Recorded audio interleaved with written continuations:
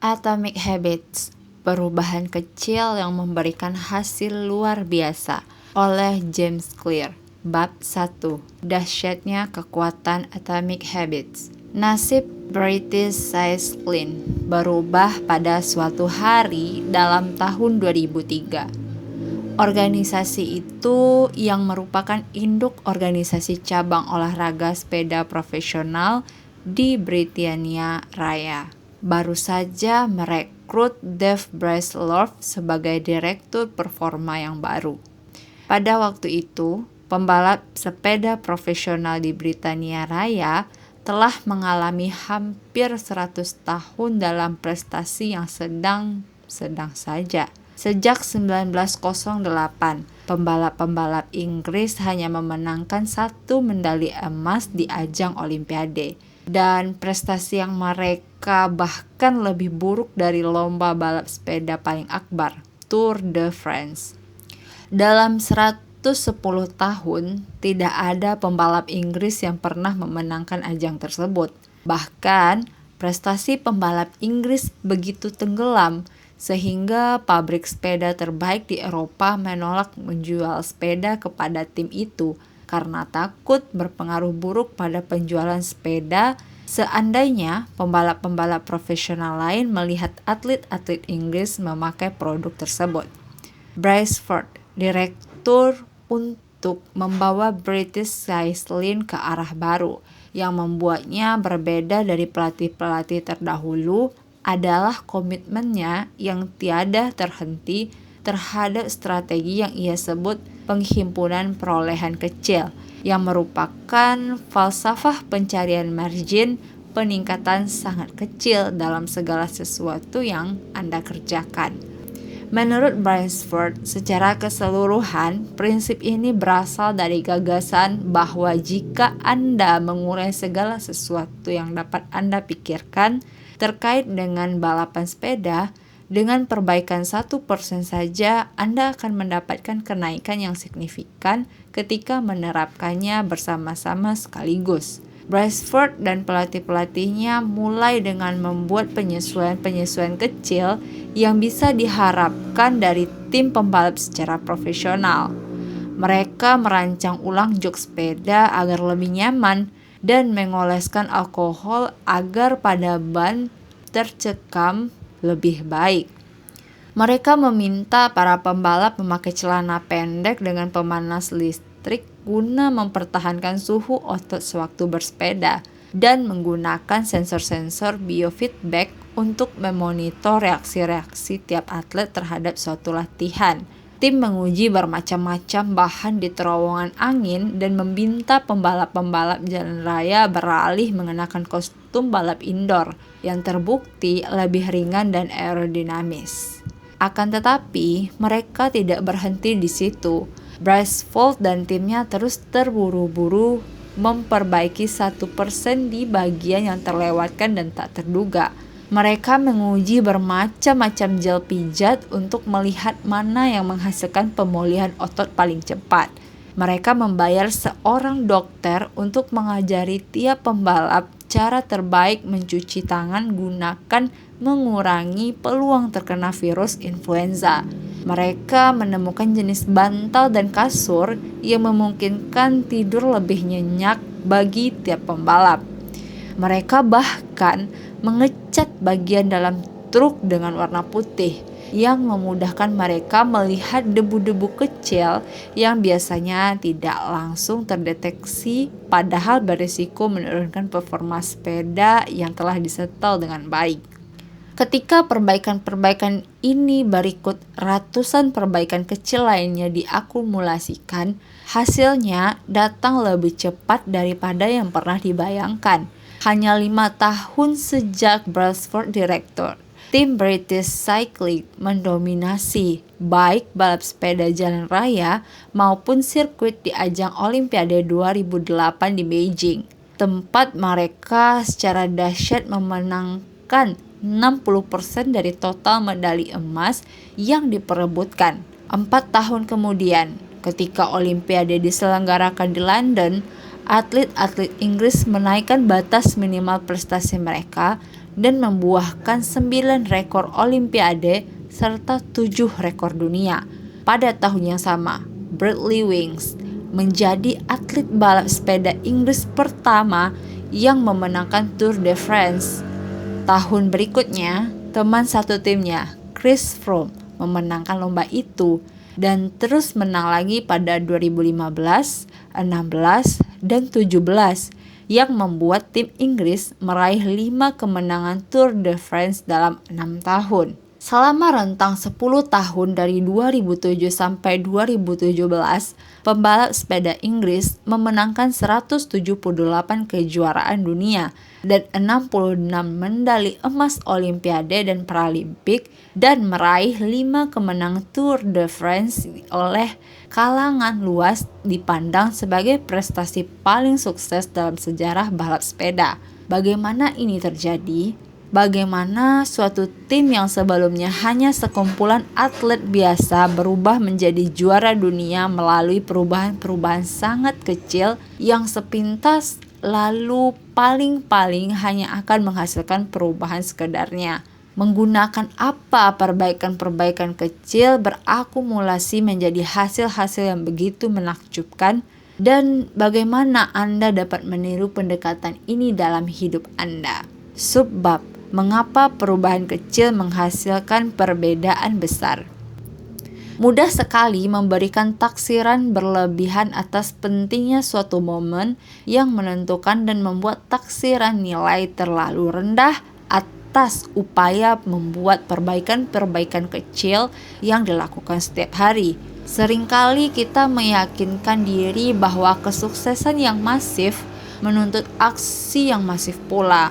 Entah menurunkan berat badan, membangun bisnis, menulis buku, memenangkan kejuaraan, atau meraih sasaran lain. Kita memberi diri sendiri beban untuk membuat perubahan yang akan mengguncang bumi dan menjadi bahan perbincangan semua orang. Sementara itu, perbaikan 1% sesuatu tak terlalu terasa, kadang malah tak terlihat. Padahal perbaikan itu dapat jauh lebih bermakna, terutama dalam jangka panjang. Perubahan dari suatu perbaikan sangat kecil tapi berlanjut dalam waktu lama bisa sangat dahsyat. Berikut penjelasan matematikanya. Jika Anda bisa menjadi 1% lebih baik setiap hari dalam setahun, akhirnya Anda akan 37 kali lebih baik pada penghujung tahun. Sebaliknya, jika Anda 1% lebih buruk setiap hari dalam 1 tahun, Anda akan menurun hampir menjadi 0, yang berawal dari suatu kemenangan kecil atau suatu kemunduran remeh dapat terakumulasi menjadi jauh lebih besar. Kebiasaan adalah bunga majemuk dalam perbaikan diri, sama halnya dengan uang yang menjadi berlipat-lipat karena bunga majemuk. Pengaruh kebiasaan menjadi berlipat-lipat sewaktu Anda mengulang-ulang kebiasaan itu. Perubahan yang dihasilkan pada suatu hari mungkin terkesan kecil, tapi dampak yang terjadi setelah berbulan-bulan dan bertahun-tahun kemudian bisa dahsyat. Ketika kita menengok ke belakang, 2, 5, atau barangkali 10 tahun kemudian, nilai-nilai kebiasaan yang baik dan kerugian akibat kebiasaan buruk menjadi luar biasa nyata. Dalam kehidupan sehari-hari, konsep ini mungkin sulit dianggap baik. Kita sering mengabaikan perubahan-perubahan kecil karena terkesan tidak begitu penting saat itu. Jika Anda menabung sedikit uang sekarang, Anda belum menjadi jutawan. Jika Anda pergi ke sana dan pergi ke tempat kebugaran 3 hari berturut-turut, bentuk tubuh Anda belum berubah. Jika Anda belajar bahasa Mandarin selama 4 jam malam ini, Anda belum berhasil menguasai bahasa itu. Kita melakukan sejumlah perubahan, tapi hasilnya tidak pernah langsung terlihat. Jadi, kita mudah kembali ke rutinitas semula. Sayangnya, laju transformasi yang lambat juga memudahkan kita membiarkan kebiasaan buruk tetap terjadi. Jika Anda makan makanan yang tidak sehat hari ini, timbangan Anda memang tidak langsung naik banyak. Jika Anda bekerja sampai larut malam dan mengabaikan keluarga, mereka akan memaafkan Anda. Jika Anda menunda kewajiban dan membiarkan proyek Anda tidak dikerjakan sampai besok, biasanya masih ada waktu untuk menyelesaikannya kemudian. Suatu keputusan tunggal mudah dibatalkan. Namun, ketika kita mengulang 1% kesalahan hari demi hari dengan mengulang keputusan-keputusan buruk, mengulang kesalahan-kesalahan sangat kecil, dan merasionalisasi alasan-alasan kecil, pilih-pilihan kecil, kita mengalami proses bunga majemuk sampai menjadi racun. Akumulasi banyak salah langkah inilah 1% penurunan di sini dan di sana yang akhirnya mengantarkan kita kepada masalah. Dampak yang terjadi akibat suatu perubahan dalam kebiasaan Anda mirip pengaruh pengubahan arah pesawat meskipun hanya beberapa derajat. Bayangkan Anda sedang terbang dari Los Angeles ke New York City. Seandainya seorang pilot meninggalkan kode untuk Bandar Internasional Los Angeles atau yang biasa disebut dengan LIQ, lalu mengubah arah 3,5 derajat saja lebih ke selatan, Anda akan mendarat di Washington DC, bukan di New York. Perubahan kecil seperti itu hampir tak terlihat sewaktu tinggal landas. Hidung pesawat bergeser tak sampai 3 meter. Tapi untuk skala perpindahan yang meliputi Amerika Serikat, tempat mendarat Anda akan meleset ratusan kilometer. Begitu pula, suatu perubahan kecil dalam kebiasaan sehari-hari dapat membuat Anda tiba-tiba di sasaran yang sangat berbeda. Membuat pilihan yang 1% lebih baik atau 1% lebih buruk terkesan tak bermakna pada suatu saat. Tapi, dalam rentang waktu panjang, pilihan-pilihan tersebut menentukan perbedaan antara siapa Anda sekarang dan siapa Anda nanti. Sukses adalah produk kebiasaan sehari-hari, bukan transformasi yang hanya sekali seumur hidup. Itu berarti tak penting seberapa sukses atau seberapa gagal Anda saat ini. Yang penting adalah apakah kebiasaan-kebiasaan Anda menempatkan Anda pada jalur menuju kesuksesan atau tidak.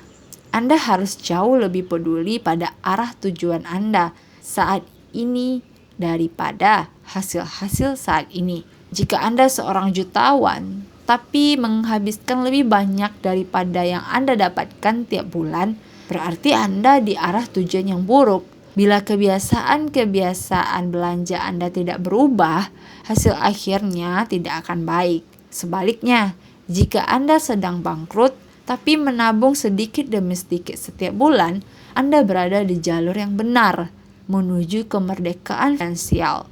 Bahkan meskipun Anda bergerak lebih lambat daripada apa yang Anda inginkan. Hasil-hasil Anda menunjukkan ukuran yang mengikuti kebiasaan-kebiasaan Anda.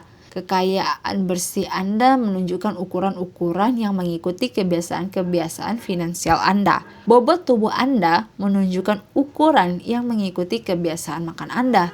Pengetahuan Anda merupakan ukuran yang mengikuti kebiasaan belajar Anda. Seberapa besar, seberapa rapi rumah Anda menunjukkan tingkat kebiasaan Anda dalam hal beres-beres rumah. Anda mendapatkan apa yang selalu Anda ulangi. Jika ingin meramal kemana tujuan Anda dalam hidup, yang harus Anda lakukan hanyalah mengikuti kurva keberhasilan-keberhasilan kecil atau kegagalan-kegagalan kecil. Lalu melihat bagaimana hasil pilihan Anda sehari-hari setelah 10 atau 20 tahun. Apakah Anda membelanjakan lebih sedikit daripada yang Anda dapatkan tiap bulan? Apakah Anda memastikan pergi berolahraga tiap bulan? Apakah Anda membaca buku dan belajar sesuatu yang baru tiap hari? Pertarungan-pertarungan kecil seperti inilah yang akan menentukan masa depan Anda. Waktu memperbesar margin antara kesuksesan dan kegagalan. Waktu akan melipat gandakan apapun yang Anda masukkan. Kebiasaan baik menjadikan waktu sahabat Anda. Kebiasaan buruk menjadikan waktu musuh Anda. Kebiasaan itu sebilah pedang yang tajam di kedua sisinya. Kebiasaan buruk dapat menebas Anda dengan mudah, sebagaimana kebiasaan baik dapat membentuk Anda. Itu sebabnya pemahaman atas hal ihwal Kebiasaan ini sangatlah penting. Anda perlu mengetahui cara kerja kebiasaan dan cara merancangnya sesuai keinginan Anda agar dapat menghindari bahaya dari salah satu sisi tajam pedang Anda sendiri.